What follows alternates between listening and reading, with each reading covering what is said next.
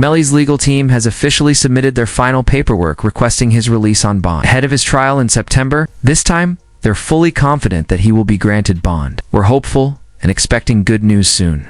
We just still praying. I know I said I would I'll keep everybody updated with what's happening. I know right now we're waiting.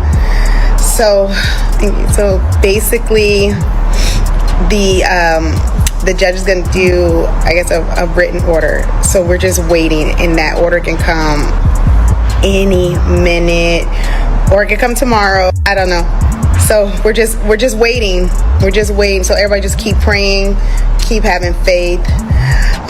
Oh, Tessa, stop. I've been crying too. It's been a long time coming, you know. As Melly's lawyers submitted a new bond release package, the question now is whether it's strong enough to secure his release. In the filing, his legal team proposed an unspecified bond to be paid by his record label 300 Entertainment. Melly would be placed on house arrest, wear an ankle monitor, and hire 24/7's private security to monitor him at all times. The proposal was solid, well put together, and persuasive. Fellow rapper even chimed in, saying that boy Melly coming home. The case for his release begins with his mother, who claims they have undeniable proof that Melly is not being treated humanely inside the jail. You saw Melly's statement just saying how he's been hurt, how he's scared for his life. As a mother, how did that make you feel? It's heartbreaking. It made me feel completely helpless. Broward Sheriff's Office definitely needs to be investigated. I mean, they are making up their own rules. We've tried to go to court about this situation. The judge really doesn't have any jurisdiction when it comes to the jail, because we actually had a hearing about the mistreatment of him, and the jail they make their own rules. And I don't think that's fair, because I know that they need to answer to someone too. They would then present trial evidence proving the feds were wrong to claim Melly committed the crime inside the Jeep, as GPS data shows. He was seen running down a street and hiding in a bush, contradicting their version of events. The part where he's saying that someone just shut the car up and was trying to shoot him. So I asked him if he was okay, where he was, and he's like, there's a car coming behind him, like hiding. He was like, there's some, there's some, I think they're still out here or something. So I'm like, are you okay? He's like, I'm okay. I said, well, where are Sack and Juby? And he said, I don't know if they're in the car. I think they're... To further support the claim that it was a real drive-by shooting, it was confirmed during the original trial that no firearm was ever found. So the first thing is I didn't have a firearm, so I can't know which firearm I'm going to use in order to replicate any of my tests. So I can't make tests for this determination because I don't know what firearm was used. Okay. However, the prosecutors then took a controversial step. According to reports, a no communication order was filed in the Melly trial, strictly prohibiting any contact between Melly and Bortland. No conversations, no communication through lawyers complete. Silence. Prosecutors are allegedly using this tactic in an effort to pressure Bortland into testifying against Melly as they work to have both tried together in the same courtroom. Here, and you can try them together. It is to the benefit of the state to try them together. It just more efficient. You don't have to do things again and again. Do it all at once, and also you get a better chance of having them incriminate each other during the trial.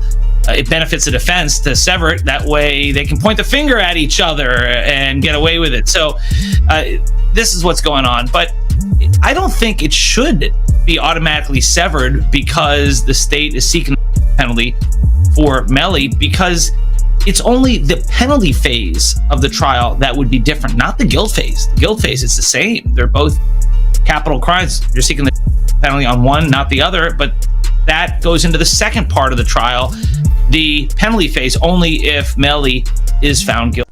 After Melly appeared in court, one of the most unsettling developments was revealed. If Bortland knows he didn't commit the crime, it's unlikely he'll be able to sit through trial and accept a life sentence without speaking up, meaning he may end up placing the blame on Melly. To make matters worse, prosecutors also captured Bortland's ex-girlfriend, who had reportedly been hiding outside the United States since the first trial. Authorities believe she holds crucial information that could be used to testify against Melly, which is why she was taken into custody.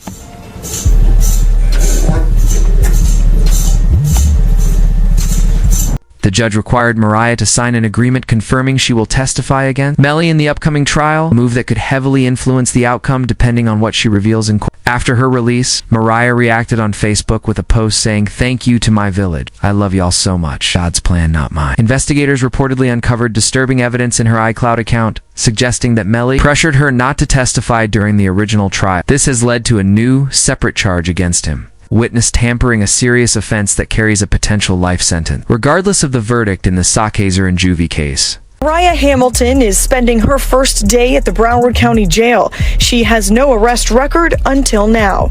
U.S. Border Patrol agents arrested her at Miami International Airport Monday after she arrived on an international flight. Court records show Hamilton was ordered to testify in Demon's first trial in 2023. Due to him witness tampering on the jail phones, he's lost the privilege to use them for nearly a year, as his mother hated this and said it wasn't fair. Filing 6 new charges against Demons and 2 others who were allegedly involved. The charges include tampering with a witness, directing the activities of a criminal, solicitation or conspiracy to commit tampering, and unlawful use of a two-way communication device. Now, a couple of those charges actually carry a life in prison sentence if there's a conviction. But if it's true that Melly used the phones for witness tampering, that's why he's been held off. Them because they don't want him doing any more damage to the prosecutor's case against him. However, it's what Portland will do to Melly that will sentence him to life in prison as the main reason he wants to do it too. Melly is because they already tried pinning the crime against Portland in the first trial. My son has not been convicted of anything, and even other inmates that have been convicted or anything, they have the right to use a telephone. They have a right to be allowed to write letters to their loved ones, to receive their mail. They hold his mail. They don't give it to him. As they revealed, it's Portland who lied to the feds. He's the one that was last with them, and he even had firearm residue on his hands as they brought an investigator that covered the passings to go into further detail on Portland having powder on his hands. Those were his lies. Cortland Henry shows up at Memorial Hospital, Miramar. And you don't see him sitting there, but where you will see him sitting is in the driver's seat of a car with 2 bodies, a car riddled with and when he shows up with a change of clothing, change of shirt, powder residue on his hands, evidencing that he had discharged a firearm. And he lies. He lies about where the incident occurred. He lies about how it occurred. And he lies about not having a phone. I think it was Miss Bradley herself who said, everybody has a phone in his pocket, not Cortland Henry. Portland didn't like this at all, which is why Melly's trial ended in a mistrial. He tweeted, "Mind games don't work on people like me," alongside a handshake emoji, as if he's accepting some sort of deal.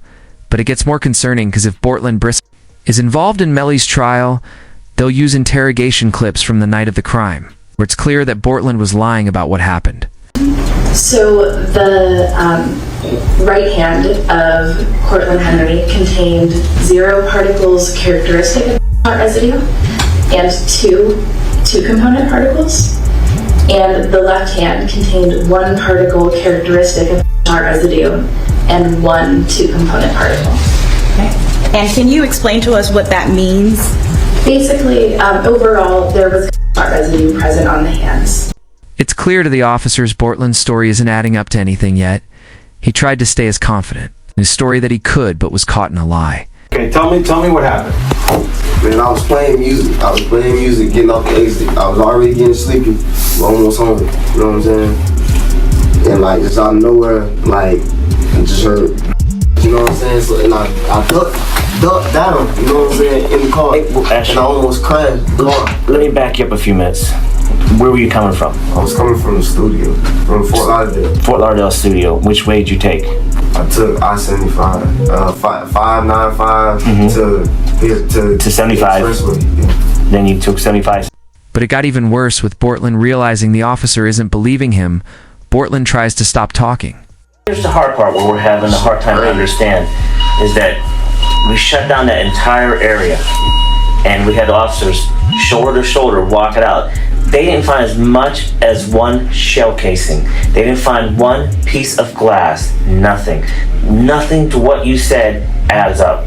And it's hard. Bro, I'm telling you, bro, that's like... I mean, for whatever reason, your two friends, are these your good friends? Yeah, that's what I'm saying. These my... Like, these your two, I'm assuming, close friends. Yeah, we got... And you're doing them an inservice by not telling us the truth. I'm telling you the truth, sir. I don't, like, how... What do you want? How do you make shell casings disappear? I don't know. How can I tell you about a shell case?